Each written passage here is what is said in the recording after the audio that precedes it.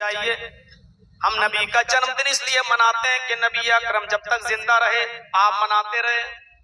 نبی کے اس دنیا سے جانے کے بعد ابو بکر صدیق کا زمانہ آیا، 2 سال خلیفہ رہے. انہوں نے 2 سال جنم دن منایا، مسجدوں میں چراغ جلائے، لائٹیں جلائیں، کمکمے جلائے، ہری جھنڈیاں لگائیں.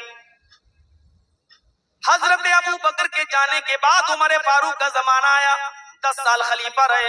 حضرت عمر نے 10 سال مسجدوں کو سجایا، اپنے گھروں میں ہری جھنڈیاں لگائیں. یہ دلیل دینی چاہیے تھی، اس لیے ہم بھی مناتے ہیں. حضرت عثمان نے خلافت کی 12 سال انہوں نے جنم دن منایا، اس لیے ہم مناتے ہیں.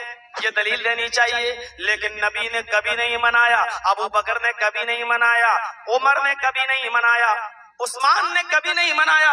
حضرت علی نے 5 سال خلافت کی، 5 مرتبہ 12 ربیع الاول، 5 نہیں تو 4 مرتبہ تو کنفرم ہے کیا آیا، لیکن انہوں نے کبھی نہیں منایا.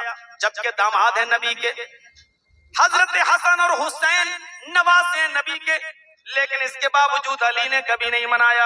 عثمان غنی داماد ہیں، 1 نہیں 2 بیٹیاں نبی نے ان کو دی ہیں، اس کے باوجود انہوں نے کبھی نہیں منایا.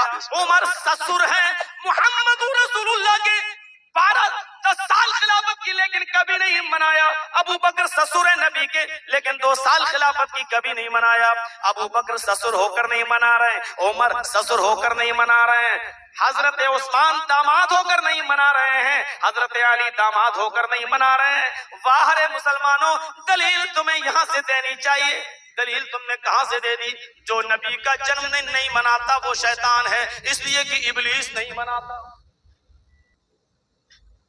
جو نبی کا جنم دن نہیں مناتا وہ ابلیس ہے. چلو تھوڑی دیر کے لیے ہم تمہاری بات مان لیتے ہیں. اب یہ بتاؤ، ابو بکر نے جنم دن نہیں منایا، وہ کون ہوئے؟ عمر فاروق نے جنم دن نہیں منایا، وہ کون ہوئے؟ عثمان نے نہیں منایا، وہ کون ہوئے؟ علی نے نہیں منایا، وہ کون ہوئے؟ کہنے لگے یہ تفرقہ پھیلا رہا ہے، یہ پارٹی بندی کر رہا ہے، اس کے جلسوں میں مت جانا، نکاح ٹوٹ جائیں گے. جس نے مولوی جرجیز کی تقریر سنی، میرے بھائیوں ان تمام جھگڑوں کو ختم کیجئے. آئیے قرآن کریم کی اس سورت میں اس آیت پر آئیں. اسلام کو ہمیں یہودیوں کو اور عیسائیوں کو بھی ایک ساتھ جوڑتے ہوئے کہہ رہا ہے تعالوا الی کلمۃ سواء بیننا و بینکم، آؤ ایک ایسے کلمے کی طرف جو ہمارے اور تمہارے درمیان برابر ہے.